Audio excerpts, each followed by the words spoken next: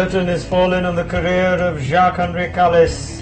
India, who batted well on day one. Murli Vijay almost got 100. Steyn finally broke his drought of wickets. Rahane once had a good series. Rohit Sharma has not had a good series on the other hand. South Africa batted well, made 500. India observed the centricities when Kallis came out. And Kallis came out and boy did he put on a show. And did the tail put on a little show of their own as well. Murli Vijay couldn't do it in the second innings, but in Philander, Daryll, Steyn and the South African bowlers certainly could. They hit India where it hurt, and they definitely got the result from it. Even Peterson got wickets on a day when everything went right for South Africa, and their greatest champion says goodbye to the longer format of the game. Well, hello and welcome for the final match point of this series here on ESPNcricinfo, presented to you by Amazon.in. South Africa have won the second test match in this two-test series, taking the series 1-0. That, after India put on 334 in their first innings, South Africa replied, led by Jacques Kallis 100 with 500. India in response, collapsed in many ways on day 5. Daryll, Steyn, Robin Peterson, Vernon Philander all got wickets. Good mention of Ajinkya Rahane's 96 in the end. It was it was a formality of sorts with South Africa. 59 without loss. They win by 10 wickets. They take the series 1-0. So much to talk about. We have a review of the match. We have a review of the series. We look back at Jacques Kallis. We look forward for India and South Africa. Where do they go from here? Who goes in the team? Who doesn't? And only Sanjay, Manjrekar and Daryll Cullinan will answer all those questions. First thoughts, gentlemen, as the match is over, as well as the series. Daryll, South Africa deserving winners? Yes, they are. They were the better side and proved to be the better side and deserved the win. The brand of cricket they played in the second test was more like the South African side we know and the number one rated side in the world. Sanjay? There was a question on Twitter, which was about whether you'd rather have a strong batting lineup or a strong bowling lineup. I think the difference was there to see in this test match. They had a strong Daryll, Steyn to pick up those wickets in the first innings and a pretty potent bowling attack in the second. People like Philander coming to the party. So yes, when you have a strong bowling attack, this is how you come back and win a test match and in the end win the series. Do you feel a little bit for India, who would have told themselves we played 8 or maybe 9 very good days of cricket, and on the 10th day we've lost it and we've lost the series?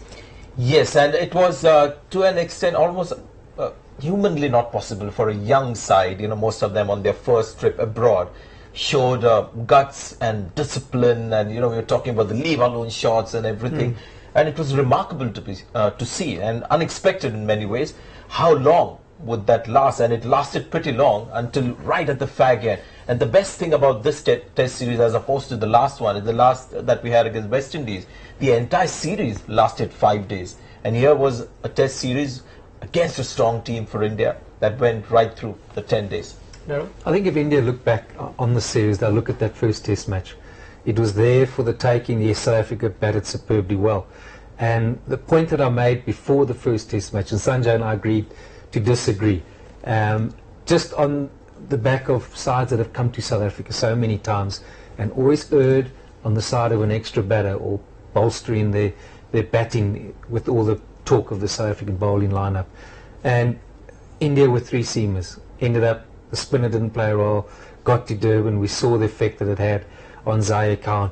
And in contrast, you had South Africa. They face a dilemma now, I'm sure we'll get to it, where there's no fourth seamer in Kallis. Yep. But having a potent 4, being able to do something, and had India gone that route, which, as Sanjay points out, has not never been traditionally the Indian way, I do think they would have come very close in Johannesburg, and now left in Durban, batted well, but just had no real penetration in terms of knocking over the South African batsmen, and that proved to be one of the conclusive points about the series. Another way to look at it is playing one batsman short would have meant maybe not playing Ajinkya Rahane and having Dhoni come at number 6. And you can see Dhoni had to depend on Rahane a lot of time, because in these conditions, with limited experience overseas, even if he had 6 batsmen, he was in his mind expecting 2 or 3 to fire. And that's been the case. We've had Rohit Sharma not firing.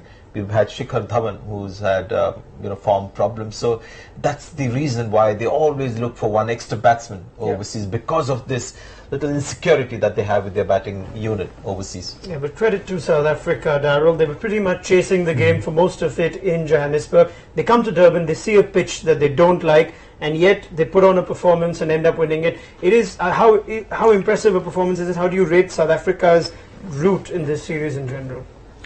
In the past, we've seen them occasionally start slowly and a bit of inconsistencies, but one thing has been shown, was pointed out, that if they get to start playing good cricket and the ability to get over the line, conclude a match, conclude a series, and they're a good side with a lot of brilliant individuals. I thought the first test was perhaps India were better as a unit, but then they ran into brilliant de Villiers. Du Plessis had a fantastic knock.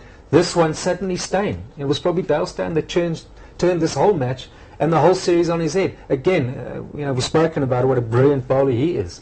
And by and large, I think that was the difference between the two sides. A steady Indian side, whereas you had a South African side, not really at times playing their best cricket, but my word, when a couple of their players get going, I mean, they're the best around. Yeah, excellent point that Daryll makes. I think that was the difference between the two sides. He's quite right. India was steady, punching above their weight, but we saw some brilliance from South Africa. I mean, we talk about South Africa not going for that win.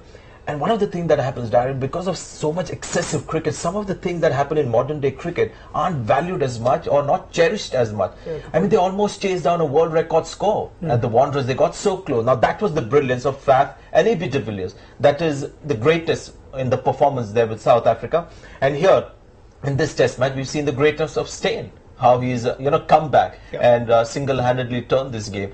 So that is where perhaps India could not measure up with South Africa. Yeah, excellent point. And it has been a tale of two test matches. It's been a tale of two Steyns. We spoke of how he went through a lean period, you could say, in that first test match, went dry for wickets. And now we're going to focus on some important numbers as we round things up in this series.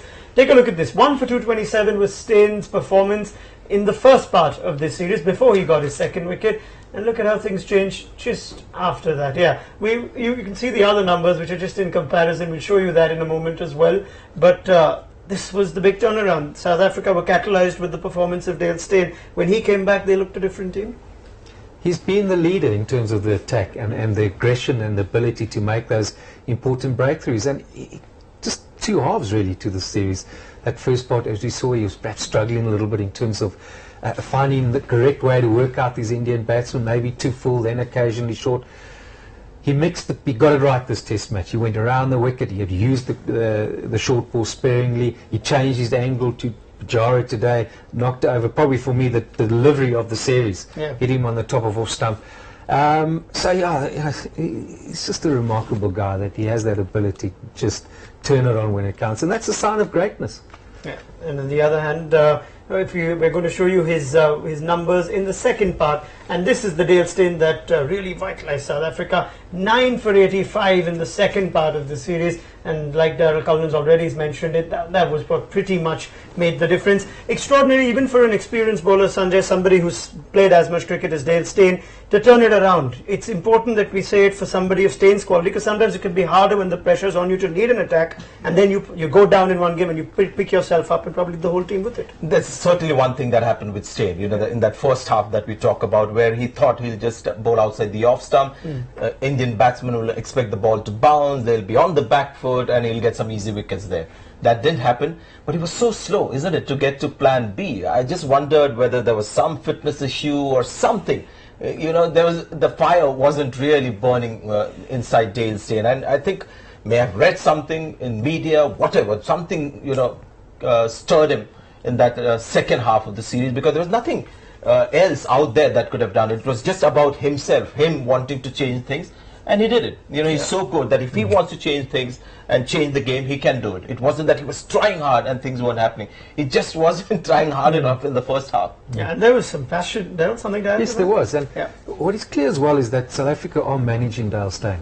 Because one thing is also clear about him, the more he bowls, a lot like Alan Donald was, the more he bowls, the better and better he gets. So you could probably say that there's going to be times and moments where he eases into things. That's the only sort of logical reason that I can give, and perhaps not quite the focus being there, which we saw in the second test match in terms of how he was going to work these Indian batsmen out.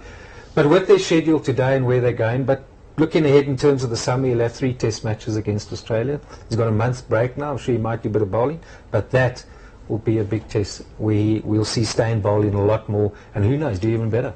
Yeah, and we didn't see a lack of passion when he even got that Ishant Sharma wicket. You think it's only Ishant Sharma. It was his 350th wicket. Yeah, how you want to do an that impersonation for us as to how many times it went? There was about 5, isn't it? Yeah, 1, 2, 3, 4, the traditional number 5.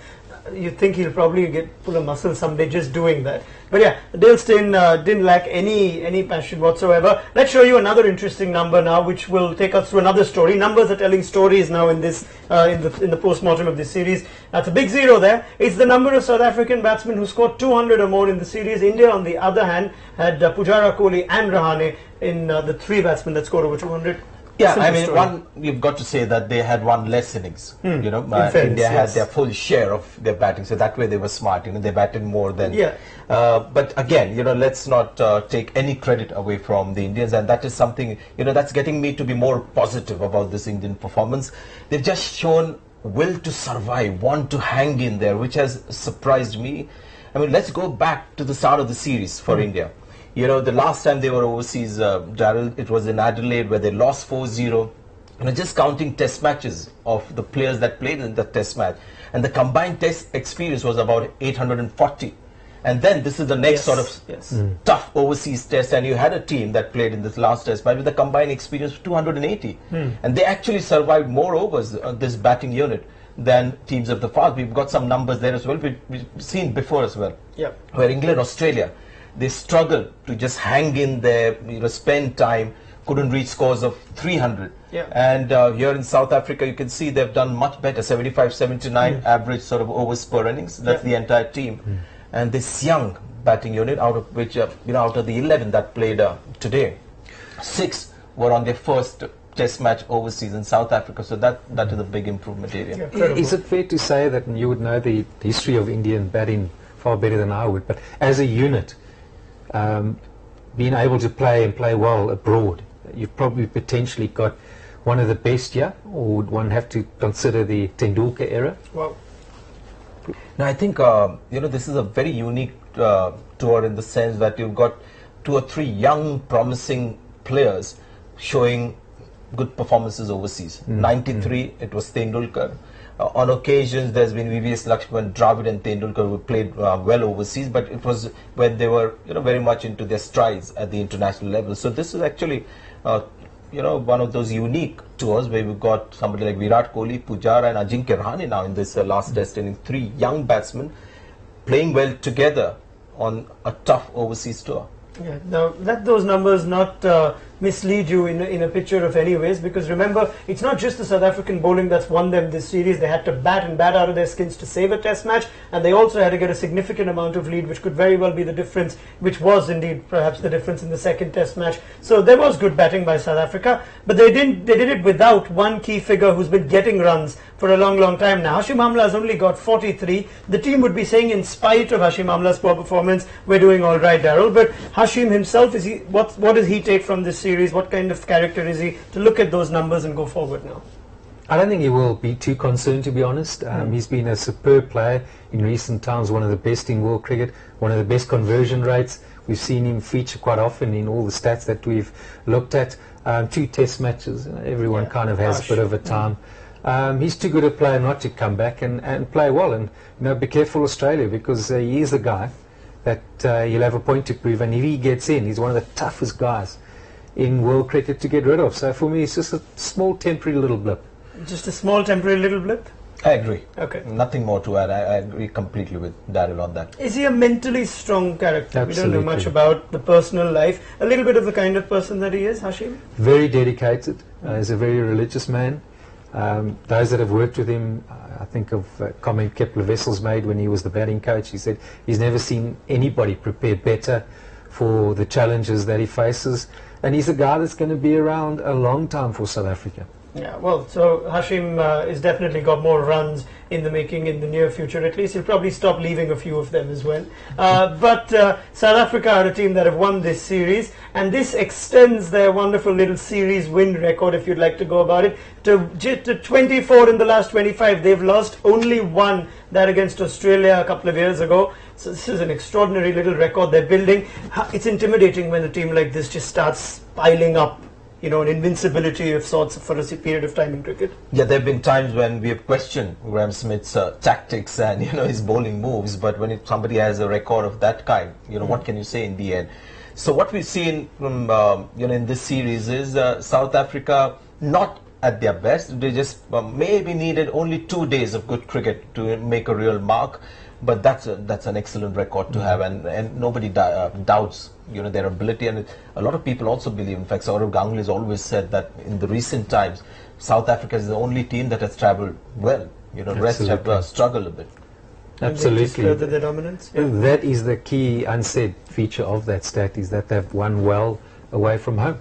Yeah. All right, so that's a good South African team, if you'd like it, who've done well in this series, who've won this series. A quick few pointers on, let's just look back at this series and see what our experts would take from this. Now, if I'd like to throw in a little rapid fire like I do now and again, you want to brace yourselves for this? Yeah. Yeah, ready? Bells, yeah. I haven't given them these questions beforehand, so I assure you what's coming is just at the drop of their hat. Okay, first off, let's go with captaincy. MS Dhoni, Graham Smith, immediately, what they did right, what they did wrong. Mahendra Singh Dhoni, very good captaincy. His team selection, you know, which I have always found, I've never agreed. I mean, most of the time I've not agreed with his team selections. In the first match, you know, going for Ishant Sharma on that pitch. In this test match, going for Jadeja. Quick answers, right? Along with rapid fire. You're going fine, don't worry. Yeah. So, There's good captaincy. fire. Mahendra Singh Dhoni's captaincy was good. Yeah. Batting a bit questionable.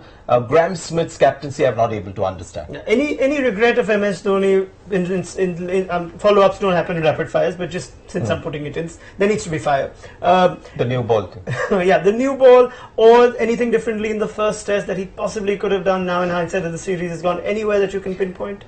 Not really. I couldn't say that, you know, big blunders that were obvious to see that cost India, you know, the series or the match. Smithy? Troubled a little bit. I thought he caught up nicely come the second test match. In terms of feel for the game, that's never been his strength. Yeah. But in terms of leading from the front, example, getting his guys going, the best in world cricket.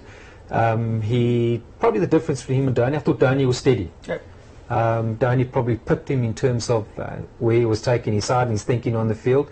And ultimately, for me, the difference being that Smith had the attack. Yeah. And Dhoni didn't have it. And the individual brilliance in terms of that bowling and batting, which Dhoni didn't have at times. Interesting. The immediate and most worrying concern for both teams as they look ahead to their cricketing schedule. For India, for you, Sanjay. India, I think bowling. Zaheer Khan's comeback has not been exciting. Ishant Sharma has lived up to expectations. So there's, but they've got immediate replacements there. You know, somebody they can try. Umesh Yadav, Bhuvaneshwar Kumar. Ashwin's effectiveness overseas, you know, is something that should worry Indian cricket. So two immediate worries, apart from maybe Shikhar Dhawan, not so much a worry yet, but his performance in New Zealand at the top of the order will be seen very closely. Immediate worry for South Africa? Replacement of Kallis. Where do they go in terms of that? Is not replaceable. How it will affect their batting order, and who do they bring in to replace him? Another all-rounder, bowler, a batsman? That would be their immediate thoughts. Okay, New Zealand next for India, in and out. Who goes, who's likely to make it, who's likely to not? I'm not sure whether I would want Zaheer Khan in this team. I'd rather have young Umesh Yadav or Bhuvaneshwar Kumar playing there. And Jadeja with this performance, you know, he's going to make Dhoni think that if he wants one spinner in the team in a test match in New Zealand, it could be Jadeja, and I think that's where I would go as well. Yeah, there's England and Australia after that. It's a long away fixture list for India. Australia coming home to South Africa. Any selection changes apart from the obvious replacement for Kallis? And who would you fit into this team to try and restore some balance? A positional shift will be de Villiers in terms of his role in the side, where he bats. It's fair to say that now with Kallis gone, de Villiers is the man for some time now to you know, cement that middle order. Not that he isn't at the moment. It will mean, though, with that greater emphasis on that, he probably will hand over the gloves. So I would think that Tami Tsolakile who's performed at first-class level, considered the best gloveman in the country.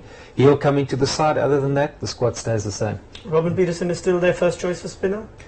Well, if they choose to play a spinner, definitely, and he gave himself a great chance to be still considered. He bowled very well today. Okay, Messieurs Davis and Tucker in this series. There have been a couple of dodgy ones today. At least Kohli got one, Zair Khan got one. How do you rate the standard of umpiring, not just for on-cricketing activity, but the other ones? The decision when to play, light, etc. All good?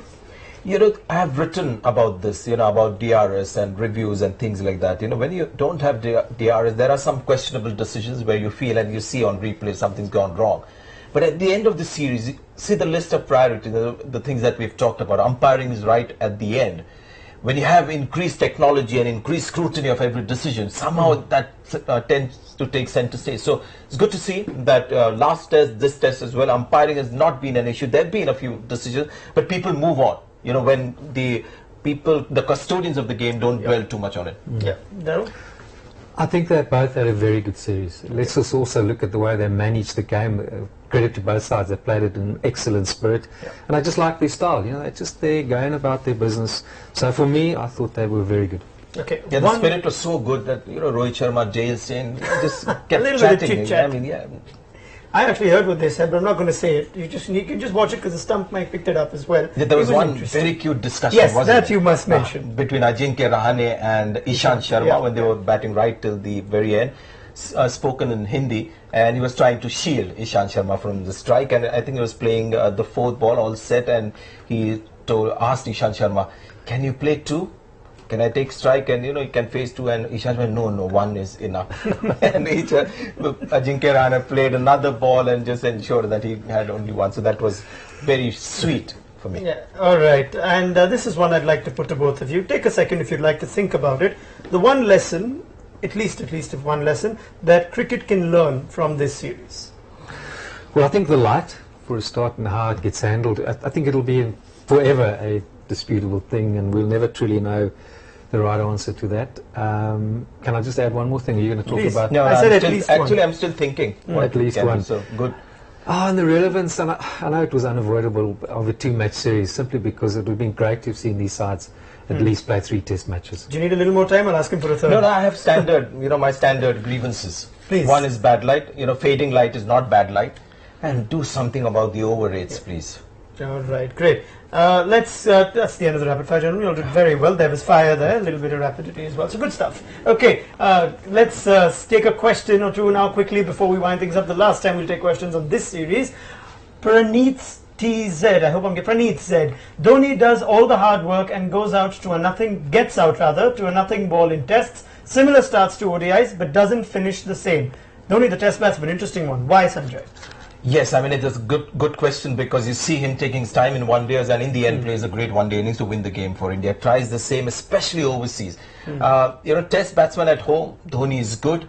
Overseas, I must confess, this is where I've been proved wrong, where I thought Dhoni, the overseas batsman, will come good in South Africa. I thought he had the technique, doesn't mind playing pace and bounce, but I think that is a big question mark over Dhoni now as the overseas test batsman. All right, great. Let's, for the last time, say goodbye to Jacques Kallis here on Matchpoint. Let's show you he's shown you all the milestones he's got, but let's just show you what Jacques Kallis hasn't, what he's missed out. I'll take you through those, after which I'll get Sanjay and Daryll's thoughts.